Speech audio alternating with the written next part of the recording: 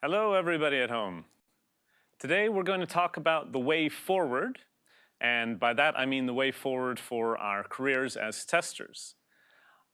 To start off with, let me show you a little bit of a basic career pyramid for testing, except I can't seem to move to the next slide, so there we are. All right, so as you can see on this pyramid here, it's very basic. You start off in your career as a junior tester. Typically, this is where most people start, unless you have somehow lucked your way into already being considered a professional without ever testing, in which case, teach me. After a while, you start to consider yourself a professional tester because you have figured out how to write a test plan, you figured out how to talk to other testers, developers, and to make value of the quality that you're showing and that you're also showing lack of. And at some point, you start to consider yourself a test expert. You might give a talk at a conference. You might discuss with somebody. You might write a book. And then what? Because that seems to be sometimes where that ends. You can maybe specialize. You can become a specialist in one specific area of testing, security, performance, what have you. But what else? What else really is there? You can think about it sometimes as going for a test management position. Oh, going back a slide, please. There should be some more things popping up on there. A test management position is one of the possibilities as a tangent. Now, the idea of a test management position would be to be able to create this kind of concept and process for how you would test in your team. Unfortunately, it ends up being most of the time trying to convince your team not to axe the testing altogether because you're all agile anyway, and you might as well be able to enjoy that without any testers, and everybody should be able to test. Now, I'm a little sarcastic on that, but the test manager position seems to be somewhat limited in terms of actually being able to test and get people to test the way that you might consider to be the best way. On the other hand, you could go in as a team manager, in which case then you're thinking about how can you best guide the team to create something of quality. And at some point, you might also be asked to slash the budget for the team, in which case, as far as I've been able to experience, that means testing might also be the first thing to go. So growing up in the next step of the ladder, going up to the next step, it seems to either involve a tangent where you remove yourself a little bit from testing, or it ends up being something where you're not really testing at all. What can we have above just an expert tester that actually provides a little bit more to testing as part of the organization, as a part of the industry? If you want to keep on testing, and you want to do hands-on work, not just management, not just creating ideas, if you want to develop testing on an organizational level, not just for a team, not just for a department, but for the entire company, and you want to be paid for it, it seems a little bit like a pipe dream. It seems like something that is a utopian ideal, but not something that really exists in reality. That's what I thought too. And then I stumbled on test pathfinding.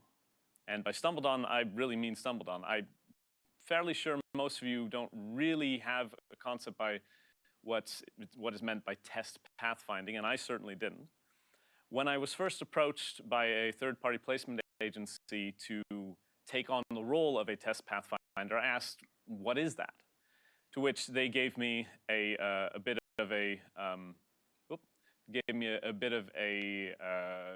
vague description. The description they gave was, it's a test manager or something like that, but you aren't really assigned to a team. It's more like you're testing for the whole company, or, yeah, I don't know. It's a bit vague. And that was the placement agency, the people I was relying on to tell me a bit more about it.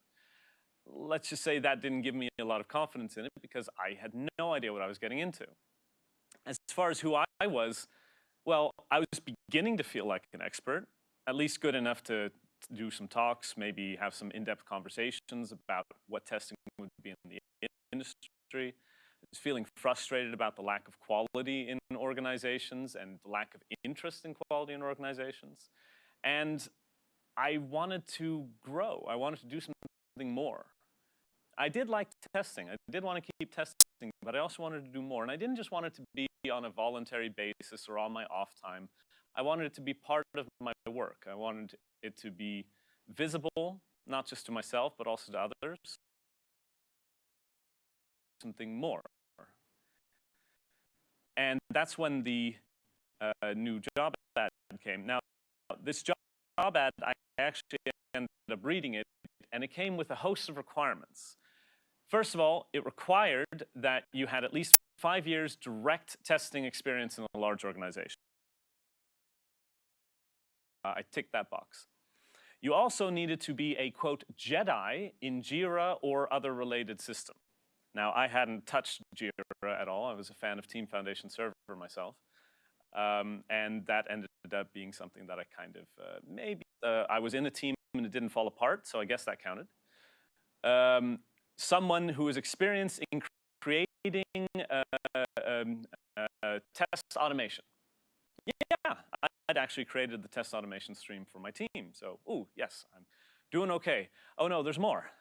Oh, I had to be a test tooling expert. Oh, God, I'd used a tool. I had to be a communications expert. I did like to talk. I still do like to talk. I had to be a certified Agile coach. I was certified in Agile, and I did coach things. Perhaps that was close. You had to be a person who had a proven track record of giving successful workshops.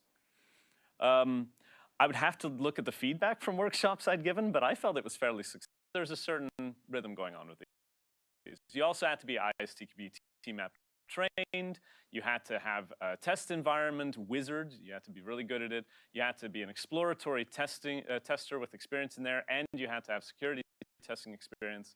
These weren't just something for a job. This seemed to me like an entire team of testers. And honestly, I felt a bit overwhelmed, like there was no way I was going to get this. If this was meant to be an expert, then I was definitely nowhere close. They also wanted guild leadership experience, and they wanted you to have research expertise and a background in it, as well as test manager experience. All of these things were a little much for my puny little CVs. So I embellished only a tiny little bit.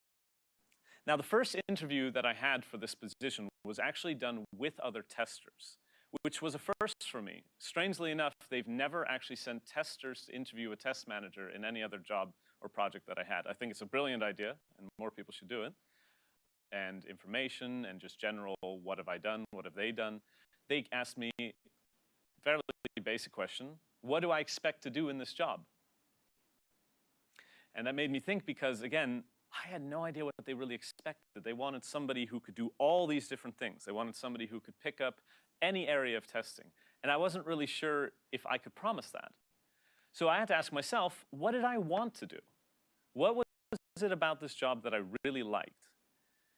And after thinking these two people interviewing me, and that was, how can I help? What can I do to make testing in this organization better for everybody? How can I elevate it? How can I enable it? What are some things that I could do that would help them? Well, that caused an avalanche. They came with all these ideas, things they'd been wanting to do, but they didn't have the budget. They didn't have somebody pushing for it. They didn't have somebody advocating for it. Everybody kept saying, no, no, no, you can't do that. And I figured, okay, at this point, I wasn't going to be able to BS my way through it. So I had to come up with a plan. But thankfully, I had this entire list of all these things that the testers wanted to do. So I went through them one by one, and I wrote out how we could do it. I didn't think about budget. I didn't think about timing. I just said, if we were to want to do this, how do we do it? And I put out a plan. How can I make it happen? And then I also thought, how can I support people in making it happen? Because there's no way I can do it all myself. And then I presented that plan to the test manager, and I asked him, based on this, what is your vision of testing here? What do you like out of this menu option that I gave him? Which was apparently also the right answer, because the next day I had the job. Which really led me to uber tester, somebody who was going to do everything. They just wanted somebody who cared enough to try. They wanted somebody who cared enough to ask what people wanted and to go after it. They wanted somebody who thought that it was possible, who wasn't going to be stuck on this idea that maybe we just couldn't get the budget for it. Just somebody who thought it was possible. And then somebody who's willing to advocate for it. Somebody who's just going to say, look, this is my area, this is what I care about testing, I care about quality, I'm going to advocate for that, and it's their job to figure out what to use and what not to use. And in addition to that, somebody who's actually going to do it.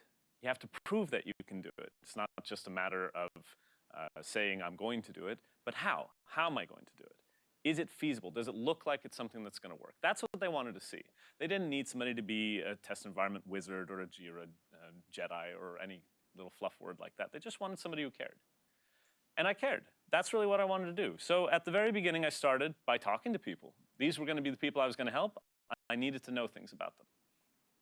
Now, I needed to know it about testers, sure, but I also needed to know from developers, manager assistants, upper management, everything. I wanted to know, what is it that you really want out of all of this? So I needed to ask 4 questions. The first one was, what do you do? What am I actually helping with here? What is it that you do, and what part of that is related to quality? What part can I relate to quality, and how can I maybe use that to help the quality of the organization in general? Then I asked, what do you do right now that you don't want to be doing? What are some things that you just think this is wasteful, or we're just, because then I could explore that and I could see, does it have any value? Does it mean something to somebody? Is this something that we can also test and check? And I asked, what would you like to do instead? If you had that free time, if we were able to get rid of that thing that you don't like to do, what would you like to do instead? And that's where I got a list of things that I could help enable people on. I could help them to spend more time on trying out test tools, or trying out more test automation, or figuring out how to create Gherkin requests from stakeholders and then building test scenarios around that, things like that, that they ordinarily wouldn't have time for, innovations. And of course, for me, the most important question was still, how can I help? What is it about my role that gives me a unique position? And one of the biggest answers that came out of there is I wasn't stuck in the development chain. Everyone else had their sprints, everyone else had their commitments that they had to do. I was free to swim through all of that. So because of that, I was able to take a request that they may not have had time for, or a budget that they didn't have, and create a separate pool to set that up. That's how I could best help. Now I just needed to figure out where. So I needed to explore the system. I think anybody who starts a job anywhere is going to be doing this as a tester. As, I'd hoped for some documentation, but I didn't really have a lot of that. But not just as the logical flow, but the technical flow. Now, I don't know how many of you have experienced this, but sometimes you see a logical data flow that says the data comes from this system and goes to that system. And you think, oh, okay, so I'll build a test scenario of whether that gets pushed to that system. Only to find out later that, no, actually, this system calls that system. That would be the technical data flow. And then the information goes. Oh, but it doesn't just go because there's a gateway, and that gateway, you know it, you're lost in a whole bunch of technical details that completely screw up your entire test scenarios and setup. So I didn't want to get into that. I wanted to figure out, how does everything really work? And then I asked about, how do these things flow together? How does the request flow when something changes? Why does it change? Why do you change it for that person? If somebody else wanted to change a different way, would there be a conflict? The answer to that, of course, was yes. And then I asked about who needs or values any of what you do, which is a very confrontational question, so be careful with that one. If you ask somebody, does anybody care about what you do, that can provide some pretty strong emotions for people. So, but it's an important question. People should know what they're doing has value, and to whom, and get feedback on that. Basically, I poked around. I was just trying to see how culturally the testing was set up, how the system was set up so that we could test it, how the quality was viewed in the company, and how testing was viewed in the company. In addition to that, I wanted to write it up. There wasn't any documentation that covered all of this, so I wrote it all up myself. I wrote the logical process flow maps, I wrote the technical data flow maps, and I need to understand, but I managed to end up applying this for a lot of teams, and they started using it to create better designs and to create better tests. So already, I was able to provide something that before they didn't have. Then I needed to get feedback. I needed to know, was what I was doing part of the company vision, or was I going in a completely different direction? I just left a company mainly because my vision and their vision didn't coincide. I didn't want to have that same problem. I also wanted to know what the specific goals were. What were we trying to reach? How could we show that we were reaching it? What was the deliverable goals? What were the goals for an individual? An individual might want to develop themselves, learn a new testing skill, or an individual might want to grow into a different team, or an individual might want to learn how to be somebody like me, to be a more test coaching role or Pathfinder role. But then also, what about the team? Is the team happy with quality? Is the team going to grow in a certain way? Do they want to grow in a certain way? Are they resisting growth in a certain way? As I said before, are they trying to get rid of all the testers and just go agile? Again, that's sarcasm. Please do not take that seriously. And I wanted to know what the company goals were. Do they align with the vision? Do they align with what I'm doing? Eventually, I had to visualize it because I couldn't keep all of that together.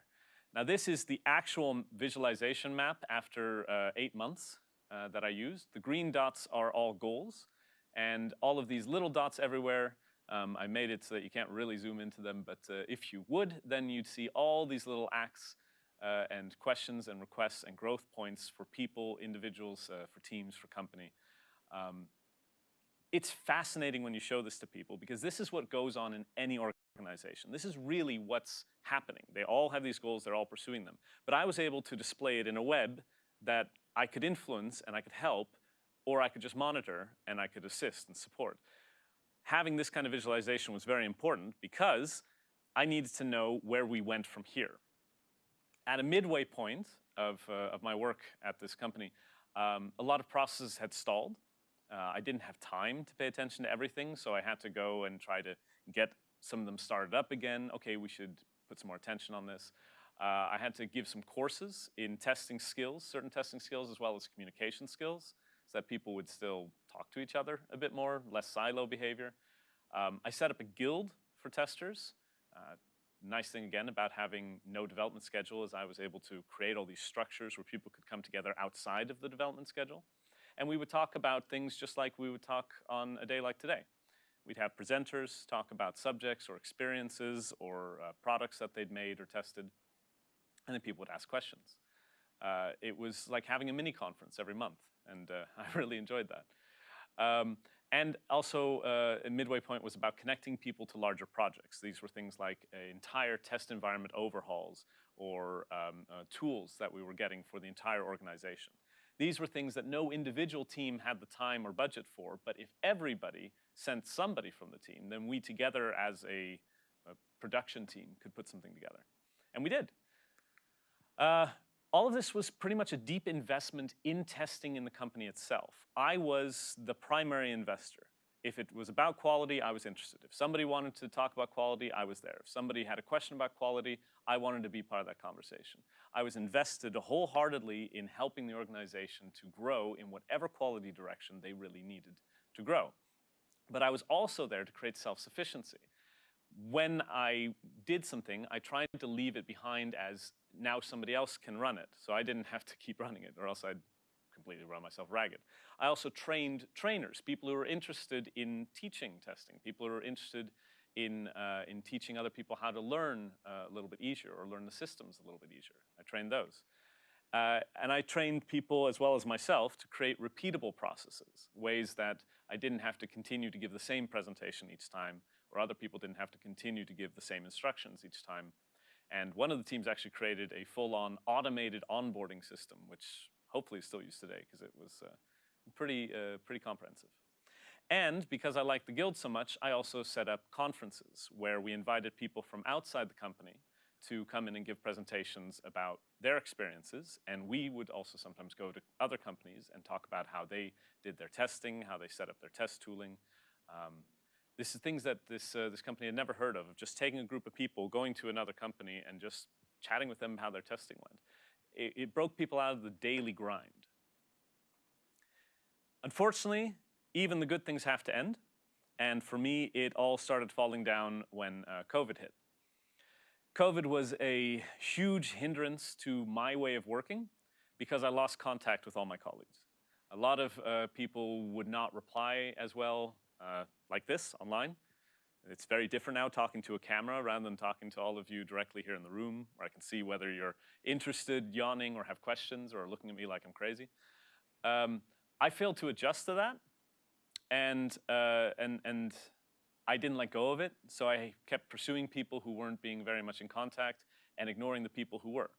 And that made it difficult for me to show any amount of return on investment, my time versus what we were delivering.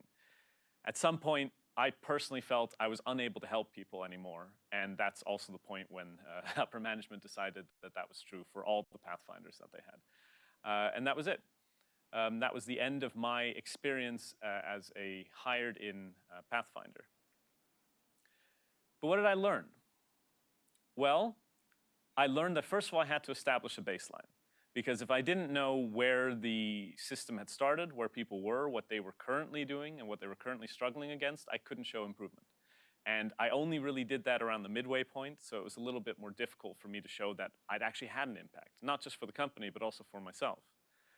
I also learned that visualization is the key. I needed to make things very visual, not just for myself again, but also for everybody else. What's going on? Why does it feel like there's so much going on? Because there is a lot going on. The job itself requires contact, and whether that's online or interpersonal, in person, you need to figure out how you work with that. And I needed to figure out how I would work online. And I had to have the feeling that I was able to help. If I couldn't feel like I was able to help, I didn't feel like this was the role that I really wanted. So part of that is knowing that people had requests, and part of that was, again, being in contact with them so I could help them. I also needed to learn to drop some things. As I said, midway through, I started reigniting all these processes that had stalled. They stalled for a reason. They stalled because people weren't interested. I put in more effort than other people were willing to put in to accept them. And that was a lesson sorely learned, that I would spend far too much time trying to get people interested in things rather than looking at what they were actually interested in and follow that up. So learning to let go was a very important part. And then lastly, I had to be clear that everything that I delivered was visible not just to management, but also to myself and to other teams so that they could be inspired to ask for more, so that they could believe it. They could believe it just like I believed it as a test evangelist, that I believe that we could do better. And they could believe that we could do better because I can show them proof that we have done better. So making those deliverables clear, not just to management to say, hey, look, I did great, pay me, but also to the teams. Is very important to keep the faith up. So what now? Well, I loved what I did. I really loved this project. It was probably the best thing that I've ever done in my career. I really felt like testing. I felt like I was still being able to test. I ran a lot of tests with people, and I was also able to draw back and take a look at the overall test process. I was able to zoom in and out at will. I wanted more. I wanted to do something like test pathfinding more often, even though maybe nobody else had ever really heard of it. So it was time to define pathfinding as a career, what I would do from then on. And so I did. I started putting together this presentation, and I started thinking about, what is the role? What do I actually do as a Pathfinder? Well, I'm a coach. I coach people, I help them get further on their goals and support them. I support and enable any of the skills that they want to learn, as well as their current processes. If they're just happy with things the way they are, I want to help enable, just keep it that way, keep hindrances from getting to them. I also am an explorer. No matter what happens in the company, I also am looking outside of the company, at the industry, at the conferences. What are we inventing? What are we thinking about? What new strategies have people come up with? I'm an implementer. I take those strategies and I steal everybody's ideas and I implement them in any way that I can, as long as people are excited to try. And I am a test manager still. It is an important part of the role to be able to manage the tests of an organization, not just a team. And in addition to that, you're also a tester manager. Knowing what people can do and what they want to do and what they're good at is a very important part of this role, in that I could help other managers make a decision about who they could use where. That would coincide both with what the tester themselves wanted and what the organization needed, rather than just hoping for the best. You also had to be a communications director. If you weren't good at communicating, if you didn't like communicating, this job's probably not for you. You have to be a guild owner. The guild doesn't just magically appear and stay. People have to believe that it's something that's going to stay if they don't put any effort in, or just a little bit of effort in. Otherwise, after a while, people stop going. So I had to really claim ownership of that, and it's something I still do whenever I set up a guild. It's something that I will provide for people. It is my school that they are teachers at. Also, to be an instructor. Occasionally, I'm a teacher too. Being a speaker is an important part of my Pathfinder role. I always apply to speak at conferences if I have an idea or a story I think is worth sharing. I love hearing the stories from everybody else at conferences, and I wish we could do it in person, but that's coming up, so we get to have lots more discussions like that. Being a mediator is very important for conflicts. Learn some mediation skills, I would say, is an important part of the role, and know how to research. If you right now think that researching isn't important to a tester role, I want you to stop thinking that, because knowing how to test and knowing about testing and what it means to people is a whole different ballgame. As far as the activities that go, there's a lot of checking in. If you don't like talking to people, again, probably not a good role for you. You have to make it visual for people. So that means a lot of making charts, a lot of drawing things together, graphs, people charts, organization charts, paths, as in my path chart, the visualization one I showed earlier. Also important for people to know how they're going to get there. You have to advocate for tester needs all the way. That means you don't just stop at your manager.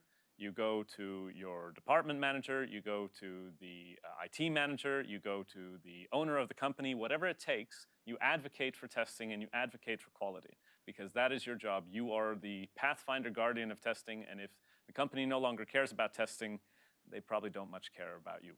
So you need to make sure that people know that testing is an important part of the role, and you need to advocate for all these people who are doing their damnedest to make sure that quality is respected in the organization. You're their protector.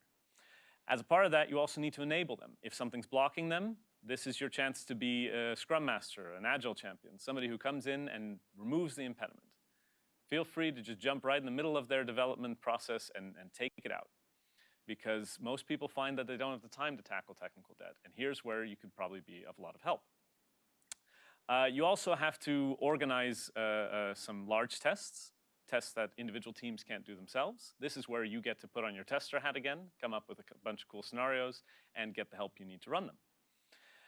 And you'll also be exploring pretty much everything all the time. So any new systems added, you should talk to somebody about it. Any new request comes down the line for a new product, talk to people about it. A new input or output is going to be added to the system, talk to people about it. Explore everything that comes in, be curious. That's a big part of the activities. And yeah, you got to get out there and check out what's in the industry. It's not just about what's in the company, it's about what you can find outside of it. Now, these are just some of the activities. And again, you help people to learn, and you can teach people on here. These are all the activities you can do as a Pathfinder. So it's not some small role. This is not something where you come in and you're like, hey, I'm a test consultant, I'm gonna help your testing get better. There's specific activities that you can do to help people. And that means you're going to be playing a lot of different roles all at once. You need some tester skills. You need some lawyer skills. If you don't know how to argue, find a lawyer, listen to them, and take notes. Because if they can present an argument, if you can present an argument like a lawyer presents an argument, people will listen a lot more to you. It's a lot also about value, what people care about. And that's where political skills come in. Find out who wants what and get it to them. And if you can't get it to them, convince them that you can. Or find a way to convince them to want something that's more realistic. You also need teacher skills. And that doesn't mean just the ability to teach to people, but also to help people learn, to help people be excited to learn, to encourage them. If they want to learn something, don't say, oh, well, you don't have time for that, or that's not really applicable. Help them, guide them, move them through their learning process. Teacher skills are important for this role. You also have to have artist skills. If you're not creative, you're gonna run into a lot of walls. Even if the idea sounds ridiculous and stupid and nobody really believes that you can do it, try it. Try it on a small scale, and if you find some sense that it could work, present it as a larger scale. Be a daring artist. Just, make sure you keep on painting things.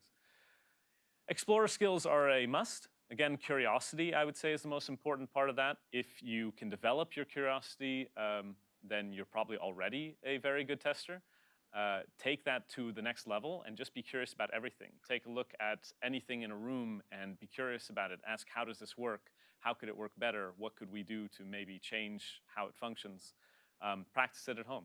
The more you do that, the better you're going to be at these skills as well. And you need cheerleading skills. A large part of my personal appeal, I think, in this job was the fact that I am a bit exuberant. I get excited, I'm passionate about things, and the ability to bring that over to other people and have them be excited and draw out their excitement to do things is an important skill. And it is, if you really want to see how people do it, you should take a look at cheerleaders and how they get a crowd fired up. Go to a stadium, watch a sports game, and see how people get excited to just really be in it, to be passionate about it. Developing passion is an important part of this role as well. As far as the career path goes and the role, you will be exploring a lot of different ways to get to the goals. So you have to be able to position yourself in the company, but not stuck in any level. This is not a job where you say, I am coming in at a work floor level, or I'm coming in at a management level, or I'm coming in at a C-level level. You're going to be going up and down throughout the entire organization. So you have to make that clear to people that when you take this job, when you present this as an idea for an employer, that you're not going to be limited to just one area, because that's not how this works. You also have to help people choose a path. You're not going to choose the path for them. You feel free to explore any way you like, but your job in the end is to lay down the different paths that they can take to get to their goals and show them what the benefits and the cons are to each or any of them.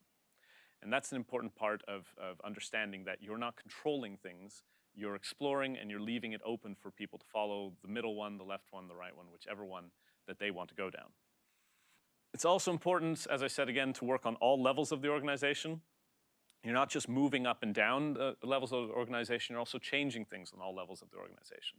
So make clear expectations. You're going to suggest to the owner of the company that they change something.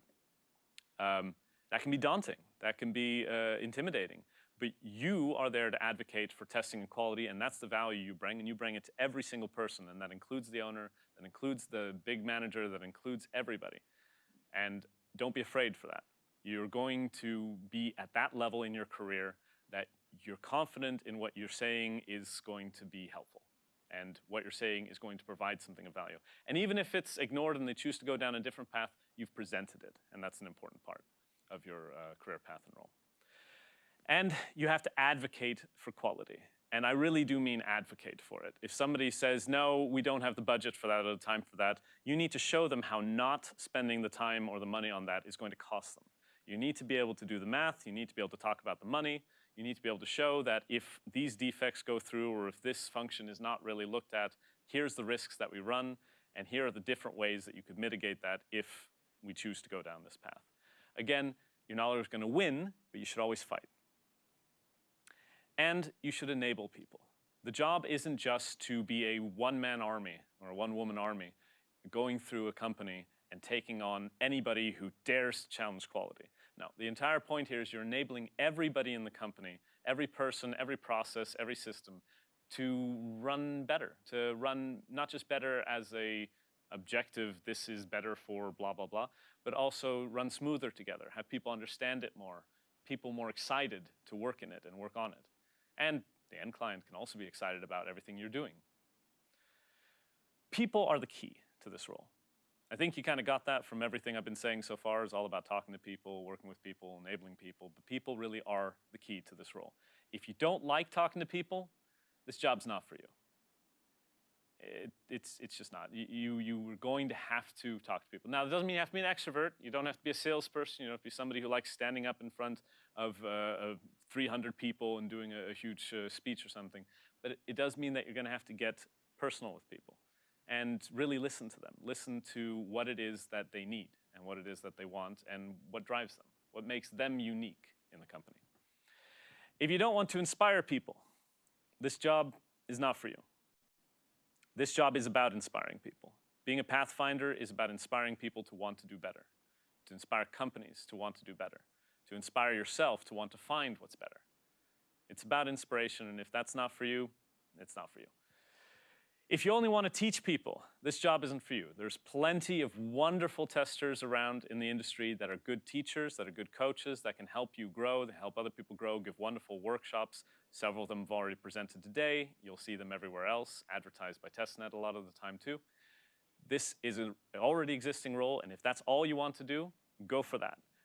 This is more than that. You're not just teaching people, you're also helping people to learn. You're also guiding people to it, and sometimes you're just doing it yourself. If you're not interested in others, this is not the job for you. It's not just about talking to people, it's about really getting invested. You want to be invested in who they want to become.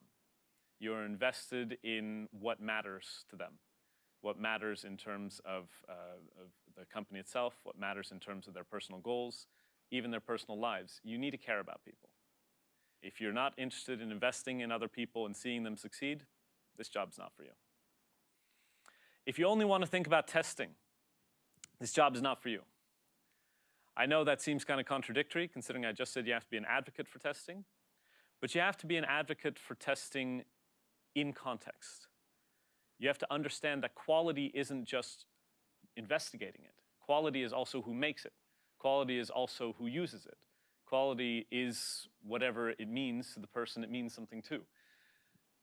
Quality and testing aren't necessarily the same. Testing exposes the quality or lack of. The skills you learn as a tester can help to see it, but then you still need to make a choice to change it or leave it as it is. So if all you care about is just testing it, pointing out, hey, that light bulb is broken, and not changing it, this is not for you. You will be changing the light bulb as well. If you want stability, this job is definitely not for you.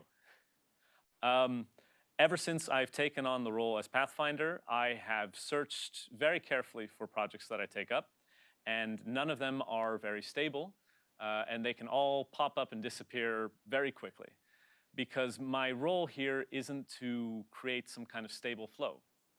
My role is to enhance and then leave, really. This isn't so much an internal position. It could be if the company is invested in it. If they're invested enough to make a permanent Pathfinder position, then this could be an internal position, but it's still not very stable. You won't have a steady flow every 2 weeks, be able to do a retrospective check-in and look at what you've done. Things are going to change on a dime. You're going to have to change your plans. As I said, you're going to have to learn to let go of some things. This is not a stable job. So if you're looking for something like a traditional tester where something comes in, you take a look at how it works, you do a diagnosis, you talk with people, you find out what you can do to make it better, you pass it on, you take the next thing, this is not that. Stability, not for you. The lessons that I learned so far, and the lessons I hope you take along with you from this presentation about being a Pathfinder, if you're excited to do this.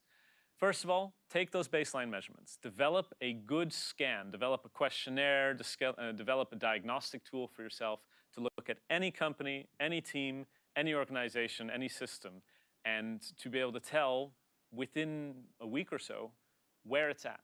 Where are people at? Make your own objective measure. You don't have to take it from anybody. There are some wonderful resources on how testing levels exist in companies, but make your own if you like. And just get a good baseline measurements that you know where you want to go next. Check your deliverables. Make sure that when you set a goal, that goal also has something to show for it. You can't just say, I improved testing.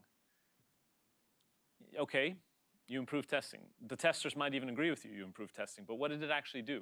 Did you find a way to expose more parts of the system? Are people able to make more detailed reports? Have you sent those reports to anybody? Do you now know more about a system? Did you find something that nobody knew about the system? These are all deliverables and things you can point to. Just improving testing, that's not really enough. Drop things that aren't working. I think I've said it now for the third time. If it's not working, let it go.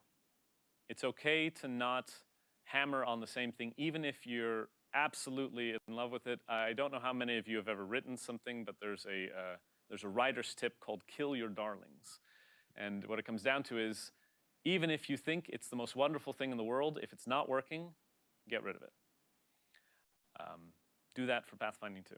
You don't want to get stuck. You don't have the time. Make your work visible. Show those visualizations. Again, not just to managers, to everybody. See what can be done, show people what can be done, make them believe it. And make sure that they know the ROI. I put they in quotes here because they can really mean anything to either the team who wants to see what you're doing, what is it that, if they are investing time in you, what are they getting out of it? Are you removing things that they don't like to do, or are you replacing them with things they do? It's also showing it to managers. The time that you take and the time they pay you for, are they getting things out of it, and what are they getting out of it? It's hard sometimes to put a dollar amount on it, but if you can show specific things that you've helped on, if you can show specific ways that that's improved the production, and you can show how that's improved the production, then work with a project manager and they'll be able to help you make an estimate of how much money you just saved them on that. Make sure people know what they're investing in. You're not just there to get people excited. That's called being a con man. You really want to show people what it is that you're providing and leave them with something tangible when you leave. When you've left the company, they want to say, wow, when that person was here, we really zoomed ahead, and I'm so glad we invested in that. And you have to check in all the time. Even if that means calling people on your phone while you sit in a room by yourself. Call people, check in. Don't let those contacts disappear, because the moment that that flow goes away, you have to build it back up again. And that's really hard to do when you've already gone so far in it. For me, that was the end of a project that I was sad to leave. If you're able to check in all the time, if you're able to push forward on that and keep those contacts up, you're not going to have any trouble at all finding things to do. And lastly, get people talking with one another. I keep saying that this is a transient job. Eventually, you're going to leave. And when you leave, you want people to continue the good work. You want people to talk about what they're excited about testing. You want people to talk about what they're excited about as far as quality improvements. And you want people to hope. You want people to be able to do that together. Somebody excited, enabling some one person is great. It's very good for one-on-one coaching. But if you get an entire organization to do that, when you leave, they're going to keep going. And that'll be your legacy. That's the legacy that you leave behind if you get people to talk with each other and continue that hope and continue to push forward for more quality. So, in summary, pathfinding is about exploring. Pathfinding is about interacting with people. Pathfinding is about teaching and learning. You're going to teach and learn. Probably you're going to do that in any order, and hopefully not on the same day, but it's been known to happen. Pathfinding is about the entire organization. Don't limit yourself to one team. This is something that has to constantly go up and down the entire chain. Pathfinding is about being confident in who you are. You are the person who's going to inspire people. Believe that, and other people will believe it too. And pathfinding is about caring deeply about what you're doing and caring deeply about testing. Empathy flag fly. This is the role that's meant for anybody who really is excited about these sort of things. If you're pushing at the edges of all your profession and you think there's got to be more, there is more. You can invest in people, you can invest in yourself, you can inspire people, and you explore, ask people, what do you want? Ask people, how can I help? And go do it. That's my presentation on the way forward. Thank you very much. And I believe there's some time for questions. For now, and that goes, cool take on experimentation and exploration as a role. Do you think you could be successful in this Pathfinder role when companies adopt a hybrid version of work from office and work from home? For me, a year ago, I'd say no, because I had no idea how to do it. I was very bad at keeping in touch with people when I wasn't seeing them face to face. I think we've all learned a lot in the last year and a half, and I think the ability to build this up can still work. Right now, teams are struggling with the question of how do we have this team connection and team spirit when we're all sitting in our own homes. I think make the gatherings all about coming together, and you can make the home time all about helping people one-on-one, about enabling that person to grow the way they want to. or about connecting one person from one department with one person from another department, having them do work together. It doesn't have to be on the large scales. If you're gonna pick up things on a large scale, then absolutely, absolutely do try to do that in person. I have tried to get a large project going with people getting all excited about it in a Teams call. I can't say it was very successful. We pulled it off, but I wasn't super happy about it. I'm honestly not the expert as far as it goes from distance working. This is where the research comes in. Find somebody who is, find somebody who has found a very successful way of working at a distance and learn from them. That's what I plan to do and what I've been doing for the last year and a half. By the way, for those who didn't hear the question was how would my idea of pathfinding, how would the role of Pathfinder work for a hybrid team where you're sometimes at home and sometimes at work? I forgot I had to repeat the question. Well, thank you, Rick. You're very welcome. I think there are no more questions. If you come up with questions later, feel free to contact me. I believe my contact information is on the profile for this talk, but you can also at me on Twitter at KitTesting, and we'll go from there, take on the conversation. Good luck, everybody.